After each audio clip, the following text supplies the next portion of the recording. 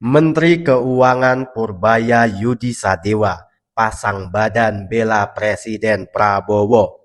Ketika banyak narasi membuli dan menghina Presiden Prabowo gagal dalam memimpin negara, Menkyu Purbaya melakukan langkah yang bikin banyak pihak terkejut. Tidak hanya omong kosong, beliau membuka data dan fakta yang sebenarnya. Di saat seluruh dunia panik karena konflik geopolitik makin panas, Indonesia merupakan negara yang paling aman dan stabil. Menurut beliau, inilah kehebatan dari kepemimpinan Presiden Prabowo. Ya udah, tanpa berlama-lama, yuk kita simak penjelasannya. Tapi jangan lupa subscribe channel milik rakyat kecil ini, Keset Politik.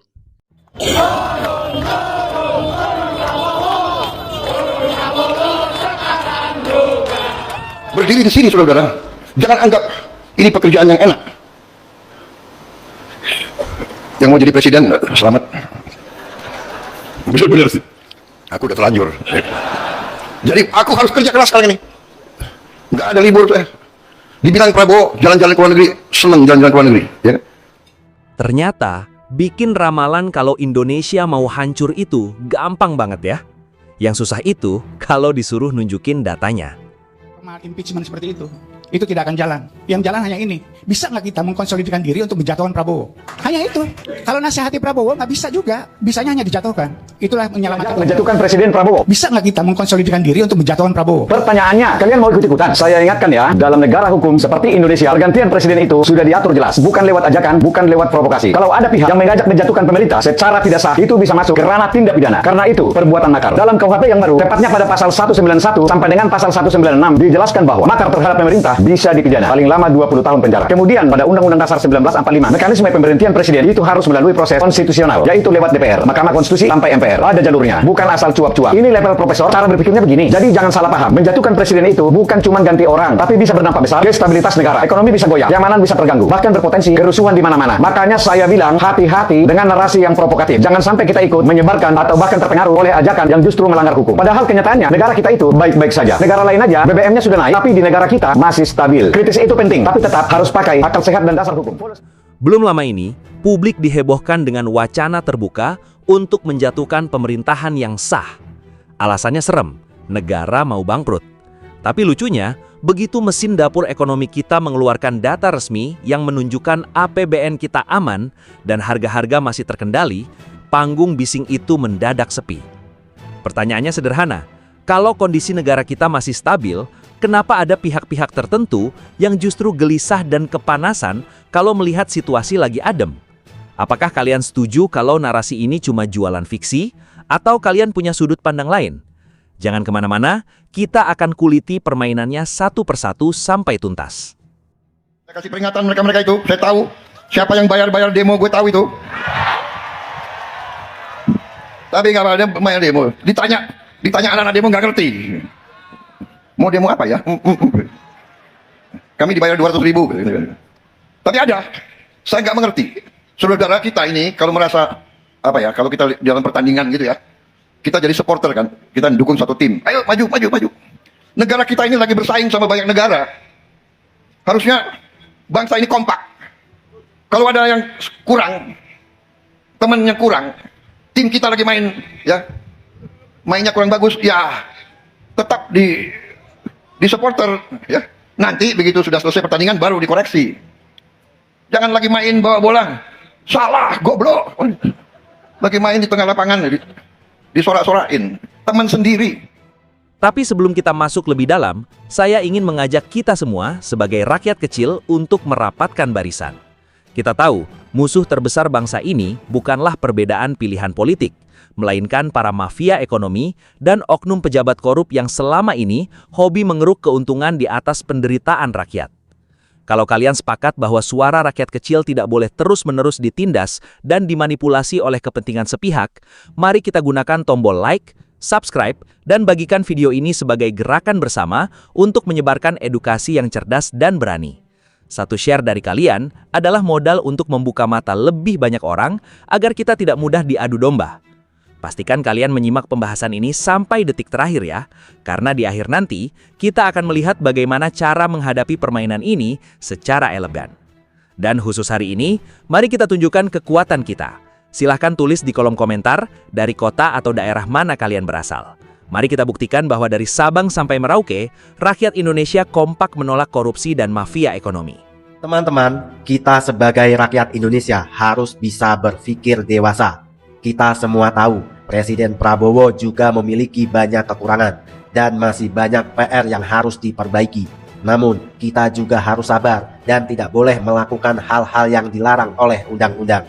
Teman-teman, mari kita optimis dan kita dukung pemerintah untuk melakukan yang terbaik demi rakyat.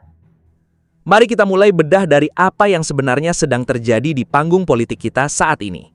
Kita sering sekali melihat di media sosial atau televisi, ada perdebatan yang begitu sengit mengenai arah kepemimpinan negara. Salah satu fenomena yang paling mencolok akhir-akhir ini adalah munculnya sebuah wacana yang cukup ekstrim dari beberapa kalangan pengamat dan akademisi, yaitu ajakan terbuka untuk mengganti atau menjatuhkan pemimpin yang sah di tengah jalan di luar jalur pemilu resmi yang biasa kita ikuti setiap 5 tahun sekali. Bagi kita sebagai masyarakat awam, mendengar kata menjatuhkan presiden itu tentu terdengar sangat ngeri dan bikin dahi mengkerut. Kita mungkin langsung berpikir, apakah negara kita sedang berada dalam kondisi genting? Secara hukum, tokoh hukum seperti Mahfud MD memang sudah memberikan penjelasan yang mendinginkan suasana. Beliau menegaskan bahwa pernyataan atau diskusi semacam itu belum bisa dikategorikan sebagai tindakan makar yang melanggar hukum pidana. Mengapa? Karena dalam aturan hukum kita, yang disebut makar itu harus memenuhi syarat adanya niat yang kuat dan diikuti oleh tindakan nyata secara fisik untuk menggulingkan pemerintahan. Kalau cuma sekadar pidato, diskusi di ruang seminar atau potongan video di media sosial, itu masih dianggap sebagai bagian dari kebebasan berpendapat dan dinamika demokrasi yang dilindungi undang-undang. Namun mari kita kesampingkan dulu pasal-pasal hukum yang rumit itu, dan mari kita lihat masalah ini menggunakan kacamata logika sederhana orang kecil. Coba bayangkan kita semua ini adalah penumpang di dalam sebuah pesawat komersial yang besar. Pesawat ini sedang terbang menempuh perjalanan jauh. Dan kebetulan, situasi di luar sana, alias situasi ekonomi global, sedang tidak baik-baik saja. Ada badai energi krisis, konflik antar negara besar, dan inflasi yang membuat banyak negara lain di dunia luar sana mulai oleng dan mengalami guncangan hebat. Nah, di saat pilot di ruang kokpit sedang fokus setengah mati mengendalikan kemudi agar pesawat tetap stabil melewati turbulensi, tiba-tiba ada beberapa penumpang di kursi bagian belakang yang berdiri. Mereka mengambil pengeras suara, lalu berteriak ke seluruh kabin, "Ayo semua penumpang, kita paksa ganti pilotnya sekarang juga di atas awan." Sekarang coba kita renungkan dengan akal sehat. Secara teori kebebasan berekspresi, mungkin saja penumpang tersebut merasa punya hak untuk mengkritik cara kerja si pilot. Tapi secara logika praktis keselamatan bersama, tindakan berteriak seperti itu di tengah guncangan badai justru sangat berbahaya. Mengapa? Karena hal itu tidak memberikan solusi konkret sama sekali, melainkan hanya memicu kepanikan massal di antara penumpang lainnya. Kritik terhadap pemerintah itu adalah hal yang sangat bagus, bahkan wajib ada dalam negara demokrasi, agar pejabat tidak ugal-ugalan. Kita sebagai rakyat kecil berhak menuntut transparansi dan kebijakan yang pro-rakyat. Namun jika kritik yang disampaikan langsung melompat pada narasi untuk menghentikan kepemimpinan tanpa melalui mekanisme konstitusi yang jelas, maka esensi dari kritik itu sendiri telah hilang. Narasi seperti ini tidak lagi menjadi alat untuk memperbaiki keadaan, melainkan berubah menjadi bensin yang siap membakar ketenangan masyarakat. Ketika stabilitas sosial sengaja digoyang dengan cara seperti ini, yang paling pertama dirugikan bukanlah para elit di atas, melainkan kita semua, rakyat biasa yang hanya ingin bekerja dengan tenang demi menghidupi keluarga di rumah. Kalau cuma ngomong tanpa data dan menghasut masyarakat, semua orang juga bisa, bos. Teman-teman, tidak ada gunanya kita saling menghina dan jangan mau diprovokasi. Ingat teman-teman, rakyat harus bersatu dan mendukung kebijakan pemerintah yang pro-rakyat kecil. Teman-teman, silakan tulis dukungan kalian di kolom komentar. Tunjukkan kepada dunia, rakyat Indonesia tidak bisa dipecah belah. Setelah kita melihat bagaimana sebuah narasi liar bisa dengan mudah dilemparkan ke ruang publik, sekarang mari kita masuk ke bagian yang jauh lebih menarik, yaitu melihat apa yang terjadi ketika omongan manis dan opini publik dibenturkan langsung dengan kenyataan di lapangan. Di era digital seperti sekarang, membuat sebuah cerita seram itu sangatlah mudah. Siapa saja yang punya kamera dan mikrofon bisa duduk di depan layar lalu berbicara seolah-olah besok pagi negara kita akan mengalami kiamat ekonomi. Narasi yang sering digendong oleh kelompok-kelompok yang tidak puas ini biasanya seragam. Mereka mengatakan bahwa ekonomi kita sedang berada di jurang kehancuran, anggaran negara sudah jebol, utang menumpuk tak terkendali, dan rakyat kecil sebentar lagi tidak bisa makan. Bagi kita sebagai masyarakat awam, mendengar cerita-cerita menakutkan seperti itu tentu bisa membuat bulu kuduk berdiri. Kita jadi cemas, jangan-jangan tabungan kita yang tidak seberapa ini akan hilang nilainya, atau besok pagi harga beras dan bensin tiba-tiba naik 3 kali lipat. Kekhawatiran itu sangat wajar. Namun, disinilah letak pentingnya kita menjadi penonton yang cerdas. Kita harus ingat satu rumus sederhana, di dalam dunia politik dan kebijakan publik, opini itu boleh dibuat oleh siapa saja, tetapi data yang valid adalah hal yang menentukan arah kebenaran. Sebuah cerita krisis yang dibangun dengan retorika berapi-api selama berbulan-bulan, bisa langsung hancur berantakan dalam hitungan detik hanya ketika lembaran data resmi dibuka di depan mata publik. Hal inilah yang terjadi ketika figur otoritas ekonomi seperti Purbaya Yudi Sadewa, bersama jajaran tim ekonomi pemerintah, mulai menyodorkan angka-angka real ke permukaan. Ketika pihak-pihak sebelah sibuk menjual asumsi, ramalan buruk, dan ketakutan, pemerintah justru menjawabnya dengan dingin menggunakan indikator yang tidak bisa didebat dengan perasaan. Mari kita bedah data tersebut dengan bahasa yang paling sederhana agar kita semua bisa paham. Faktanya, di tengah situasi dunia luar yang sedang pontang-panting akibat inflasi dan kenaikan harga energi global, fondasi ekonomi Indonesia justru menunjukkan daya tahan yang luar biasa tangguh. Cadangan devisa kita berada di posisi yang kokoh, pertumbuhan ekonomi kita tetap bergerak positif di atas rata-rata negara berkembang lainnya, dan yang paling penting bagi kita rakyat kecil, angka inflasi atau kenaikan harga barang-barang kebutuhan pokok masih sangat terkendali di bawah pengawasan yang ketat. Sekarang, mari kita gunakan logika paling mendasar untuk menguji kebohongan narasi krisis tersebut. Jika memang benar kondisi ekonomi kita sedang sekarat seperti yang dituduhkan, maka logikanya pemerintah saat ini pasti sudah tidak punya uang lagi.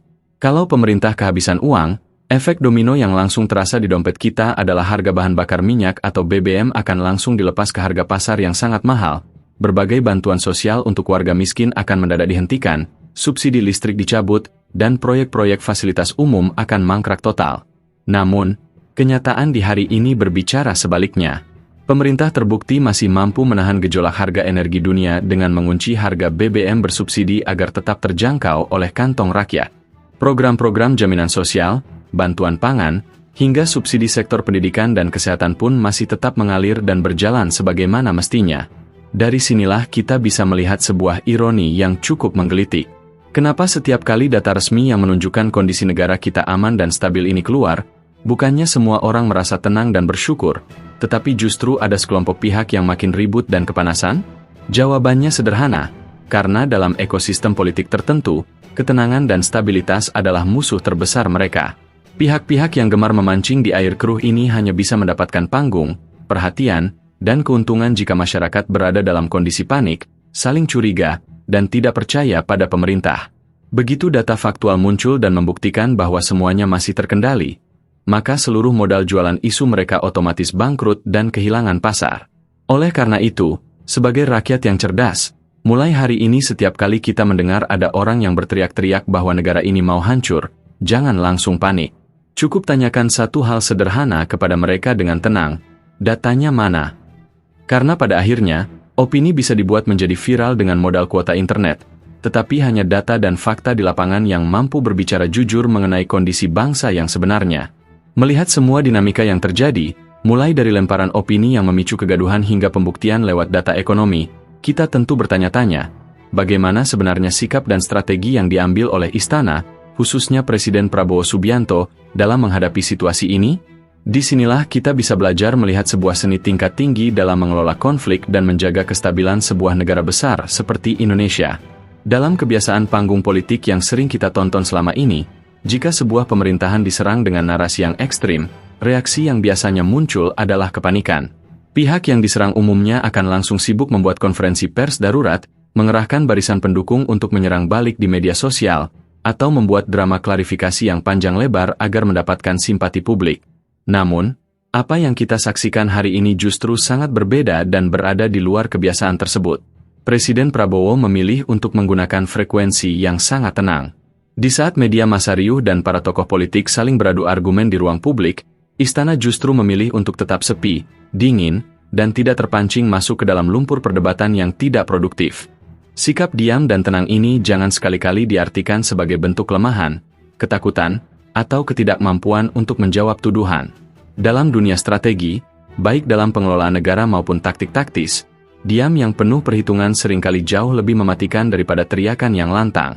Ada sebuah prinsip klasik yang sangat bijak, yaitu jangan pernah mengganggu atau menghentikan pihak lain yang sedang sibuk membuat kesalahan mereka sendiri.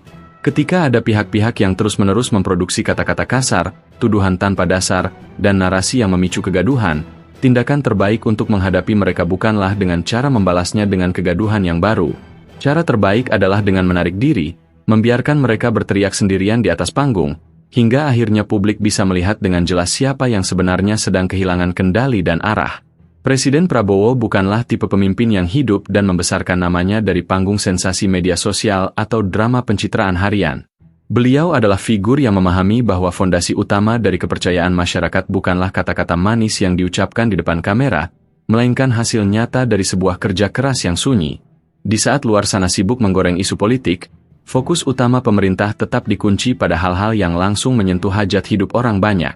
Mulai dari mengamankan jalur pasokan energi dan minyak ke luar negeri, menjaga stabilitas harga pangan di pasar-pasar tradisional, hingga memastikan roda perekonomian nasional tetap berputar di jalur yang aman agar rakyat kecil bisa terus bekerja mencari nafkah dengan tenang. Dampak dari strategi diam yang strategis ini pelan-pelan mulai terlihat di tengah masyarakat. Publik kita, yang awalnya mungkin sempat merasa cemas atau ikut panas mendengar narasi-narasi krisis tersebut, kini mulai mendinginkan kepala mereka. Masyarakat awam yang cerdas secara alami akan mulai melakukan perbandingan yang sangat objektif dan nyata. Di satu sisi, mereka melihat ada kelompok yang kerjanya hanya sibuk memproduksi kegaduhan, mencari-cari celah kesalahan, dan mencoba menggoyang ketenangan demi kepentingan panggung politiknya sendiri.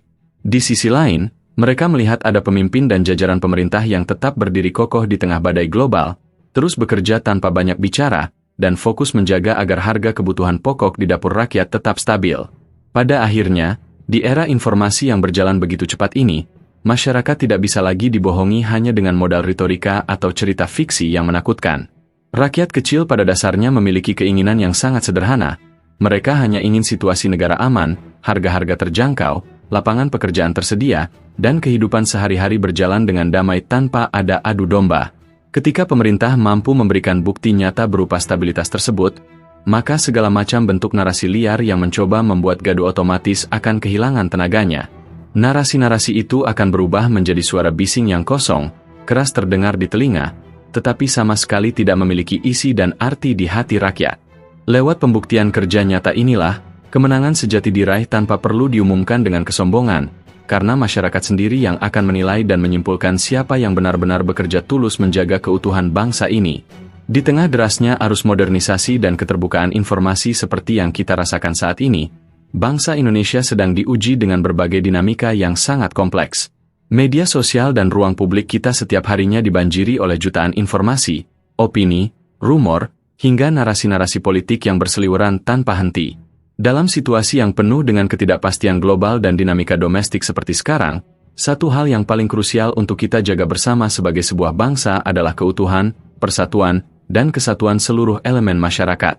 Harapan terbesar kita semua adalah melihat bangsa yang besar ini, dari ujung barat di Sabang sampai ujung timur di Merauke, tetap berdiri kokoh dalam satu ikatan kekeluargaan yang erat, tidak mudah goyah, dan tidak mudah diadu domba oleh isu-isu liar yang sengaja diembuskan untuk memecah belah kita. Kita harus menyadari dengan penuh kedewasaan bahwa tidak semua informasi yang beredar di ruang digital memiliki niat yang baik atau didasarkan pada fakta yang jujur. Di balik riuhnya panggung opini, seringkali ada oknum-oknum tidak bertanggung jawab, kelompok kepentingan, atau pihak-pihak tertentu yang sengaja memanfaatkan ruang kebebasan berpendapat untuk menciptakan kegaduhan. Tujuan mereka sangat jelas, yaitu menanamkan benih-benih kecurigaan, memicu rasa saling tidak percaya di antara sesama anak bangsa, dan yang paling berbahaya adalah mencoba membenturkan masyarakat bawah dengan pemerintah yang sah. Ketika masyarakat berhasil diadu domba dan situasi menjadi kacau, maka pihak-pihak inilah yang akan mengambil keuntungan di atas penderitaan rakyat kecil. Oleh karena itu, mari kita bersama-sama membangun benteng pertahanan mental yang kuat melalui sikap yang lebih dewasa, bijaksana, dan kritis dalam menyaring setiap informasi yang masuk ke gawai kita. Sebelum mempercayai, menyebarkan, atau bereaksi emosional terhadap sebuah berita, mari kita budayakan untuk selalu memeriksa kebenarannya, melihat datanya, dan memikirkan dampak sosialnya bagi kedamaian lingkungan sekitar kita. Kedewasaan dalam berbangsa berarti kita mampu membedakan mana yang merupakan kritik membangun demi perbaikan kebijakan, dan mana yang merupakan provokasi jahat yang bertujuan untuk mendelegitimasi institusi negara. Kritik yang sehat adalah vitamin bagi demokrasi, dan pemerintah yang baik pasti akan selalu terbuka terhadap masukan yang konstruktif. Namun, ketika kritik tersebut berubah menjadi narasi kebencian yang berniat meruntuhkan stabilitas nasional, maka kita sebagai rakyat yang cerdas harus berani mengambil jarak dan menolaknya dengan tegas. Mari kita fokuskan energi, pikiran, dan waktu kita untuk hal-hal yang jauh lebih produktif. Daripada terjebak dalam lingkaran perdebatan kusir yang menguras emosi di media sosial, jauh lebih baik jika kita merapatkan barisan, saling bahu-membahu memperkuat solidaritas sosial, dan tetap fokus memberikan dukungan moral maupun spiritual kepada para pemimpin kita yang saat ini sedang berjuang keras di garis depan demi membawa bangsa ini keluar dari berbagai tantangan zaman. Berbicara mengenai perjuangan, kita juga patut memberikan apresiasi, penghormatan, dan pujian yang setinggi-tingginya kepada para pemimpin bangsa, khususnya Presiden Prabowo Subianto beserta jajaran tim pemerintahan, yang telah menunjukkan dedikasi, ketenangan, dan ketegasan dalam memimpin negeri ini di tengah situasi dunia yang sedang penuh dengan gejolak. Menahodai sebuah negara kepulauan yang sangat besar dengan lebih dari 280 juta penduduk bukanlah sebuah pekerjaan yang mudah. Pekerjaan ini menuntut pengorbanan waktu, pikiran, tenaga, bahkan kesehatan pribadi yang luar biasa besar. Kita melihat bagaimana para pemimpin kita memilih untuk mengesampingkan ego sektoral, menahan diri dari segala bentuk drama politik yang tidak penting, dan tetap konsisten bekerja dalam kesunyian demi memastikan bahwa urusan-urusan mendasar rakyat, mulai dari stabilitas harga pangan, ketersediaan energi, pertahanan keamanan, hingga perlindungan sosial bagi warga miskin, tetap terjaga dengan sangat baik. Keberanian untuk mengambil keputusan-keputusan yang strategis, meskipun kadang tidak populis di permukaan namun kuat secara fondasi jangka panjang, adalah bukti nyata dari sebuah kepemimpinan yang tulus dan berorientasi pada masa depan bangsa, bukan sekadar demi pencitraan jangka pendek. Dedikasi dan keteguhan hati para pemimpin yang tetap fokus mengemban amanat rakyat di tengah badai kritik dan fitnah, adalah keteladanan yang sangat mahal harganya bagi generasi muda penerus bangsa ini. Mereka adalah benteng pertahanan bagi kedaulatan negara, yang berdiri tegak memastikan bahwa kekayaan alam Indonesia dikelola dengan mandiri dan dihormati di panggung internasional, serta hasilnya dapat dirasakan langsung oleh seluruh lapisan masyarakat hingga ke pelosok desa. Sebagai bentuk rasa syukur dan tanggung jawab kita sebagai warga negara yang beriman, mari kita tidak pernah putus untuk melangitkan doa-doa terbaik kita bagi keselamatan, kekuatan, dan keberkahan para pemimpin kita. Kita berdoa kepada Tuhan Yang Maha Esa agar Presiden Prabowo Subianto, para menteri, dan seluruh jajaran pejabat pemerintahan yang berhati tulus, selalu dianugerahi kesehatan yang prima, kekuatan fisik dan mental yang tidak pernah luntur, serta ketajaman berpikir dalam merumuskan kebijakan-kebijakan yang pro-rakyat. Semoga beliau-beliau selalu dijauhkan dari segala macam mara bahaya, dari fitnah-fitnah yang keji, serta dari pengaruh orang-orang yang berniat buruk terhadap bangsa ini. Kita memohon agar para pemimpin kita senantiasa diberikan hidayah, petunjuk, dan hikmah yang luas, sehingga setiap keputusan yang mereka ambil selalu membawa kemaslahatan, keadilan, dan kemakmuran yang merata bagi seluruh rakyat Indonesia. Perjalanan bangsa Indonesia untuk menjadi negara yang maju, mandiri, dan disegani di dunia masih sangat panjang dan penuh dengan tantangan yang tidak ringan.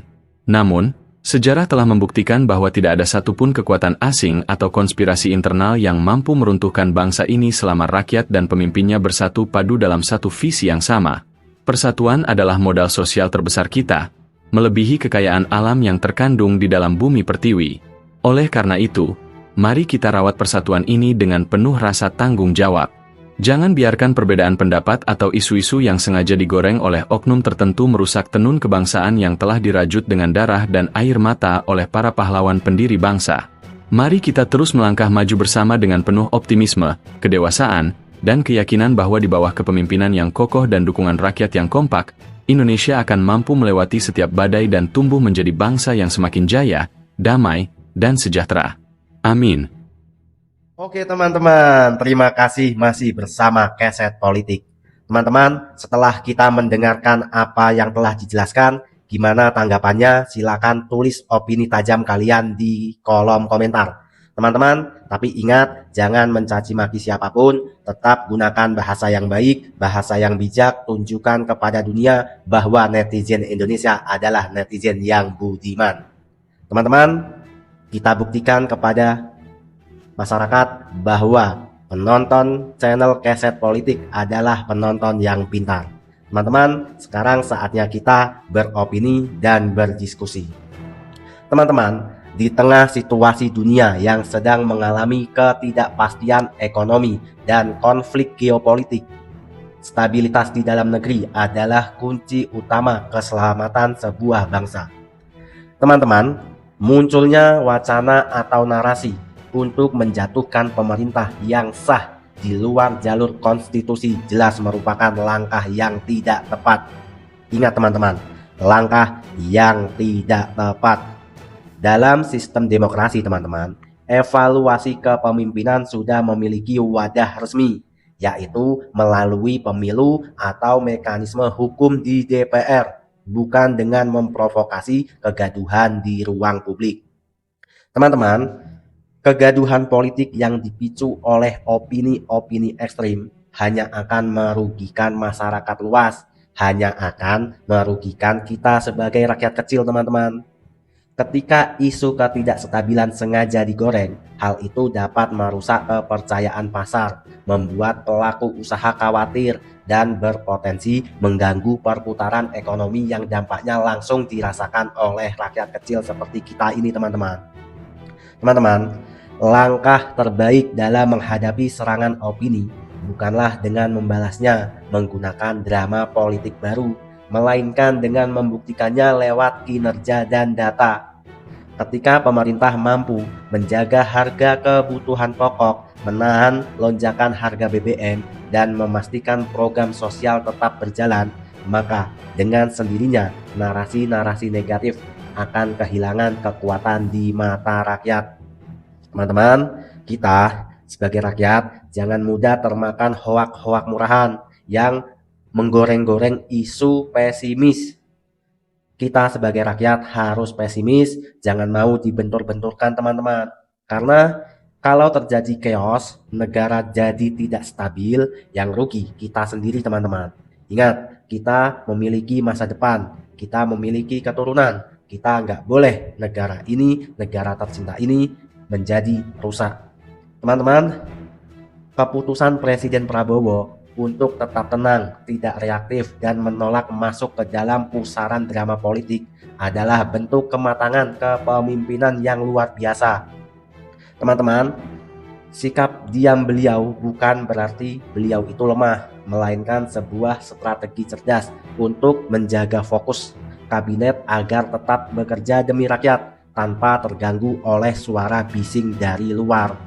Teman-teman, di sisi dapur ekonomi, apresiasi juga buat Menteri Keuangan kita, yaitu Bapak Purbaya Yudi Sadewa.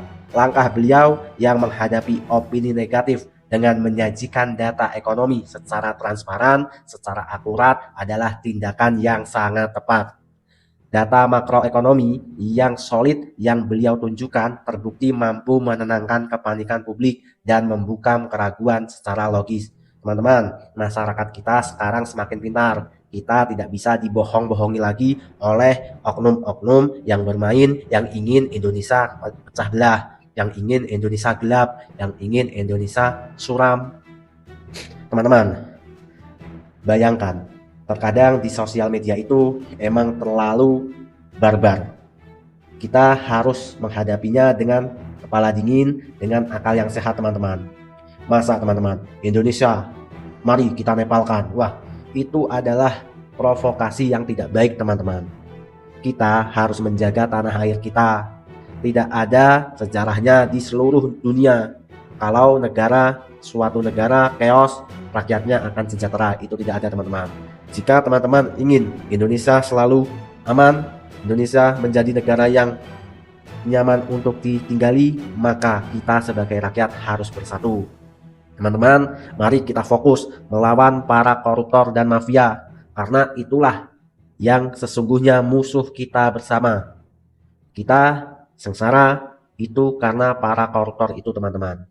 Kita harus mendukung dan mendesak pemerintah agar disahkannya RUU perampasan aset. Agar apa teman-teman? Agar bumi Indonesia bebas dari para koruptor.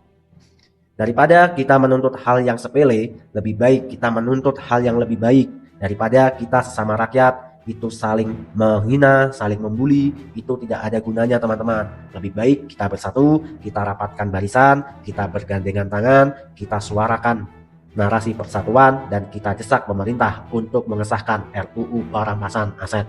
Teman-teman, mungkin sampai di sini dulu. Terima kasih masih bersama Keset Politik. Terima kasih sudah menyimak. Saya juga mendoakan bagi penonton yang sudah subscribe channel ini, saya doakan semoga dilancarkan rezekinya, dipanjangkan umurnya, dan diberikan rezeki yang melimpah serta berkah dan halal. Teman-teman, jangan lupa dukung channel ini dan bagikan video ini ke teman-teman kita, ke saudara kita, agar gerakan kita semakin besar. Terima kasih. Saya Irham, admin dari Keset Politik, mengucapkan terima kasih. Sampai bertemu di video selanjutnya. Sampai jumpa. Merdeka jangan lupa, bahagia jangan lupa, jaga kesehatan.